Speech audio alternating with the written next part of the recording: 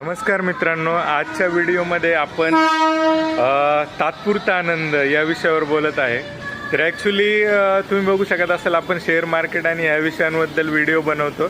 तर हा व्हिडिओ फक्त शेअर मार्केट रिलेटेड नाही आहे. तर ॲक्च्युली सायकोलॉजीचा जो पार्ट आहे ना, तो पूर्ण आपल्या आयुष्यात कामाला येतो. आणि याच्यात एक ना इम्पॉर्टंट गोष्ट आहे की आदत, सवय अशी एक गोष्ट की जी आपण सोडू नाही शकत.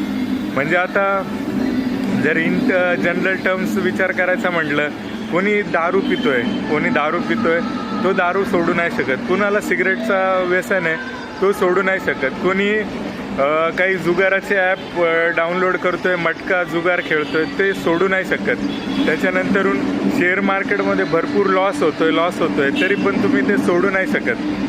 तर ह्याचं रिझन काय, हे असं का होतं? ठीक आहे, लहान मुलं पण बघितलं असेल तुम्ही, कॅडबरी चॉकलेट दिलं तर ते सोडू नाही शकत, त्यांना ते पाहिजे. आपल्याला माहिती आहे वाईट आहे, चहा तुम्ही सोडू नाही शकत. का?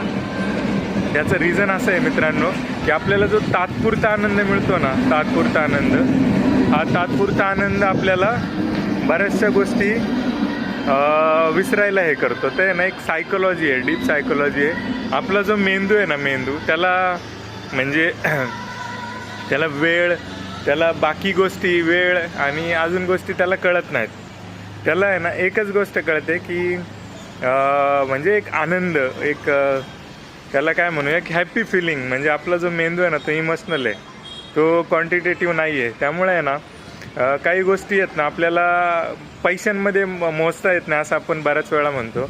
तर ते होतं कसं मित्रांनो, आपण एक इन जनरल उदाहरण घेऊ की 2-3 उदाहरण घेऊ, प्रत्येक याच्यावर बोलू आपण. आता एखादा दारू पिणारा व्यक्ती आहे, तो दारू पितो आणि दारू पिल्यानंतरून तेवढाच वेळ आनंदाचा जातो त्याचा. ठीक आहे, म्हणजे जात असेल, मे बी जात असावा, तर आनंदाचा जातो.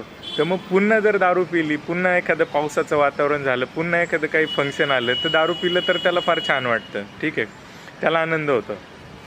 पण आता जर दुसऱ्या केसमध्ये, आता सपोज लहान मुलांचं उदाहरण घेतलं, लहान मुलांना कसं होतं, चॉकलेट दिलं ना आपण, तर त्यांना असं वाटतं की हे चॉकलेट पुन्हा पुन्हा पाहिजे. म्हणजे ती जी चव आहे, गोड चव, ती ॲडिटिव्ज आहेत. म्हणजे आता ते बरेचसे लोक आहेत ना, ते लिहून पण देतात तिथे की ह्याच्यामध्ये साखर आहे आणि याची सवय लागू शकते.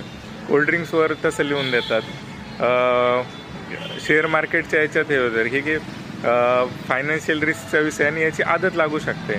तर हे जे पण रमी सर्कल, रमी कल्चर या विषयांवर पण आपण बोलत असतो, शेअर मार्केटच्या विषयांवर बोलत असतो. म्हणजे लोक लॉस करतायत ना, तर ते लॉसच करत राहतील.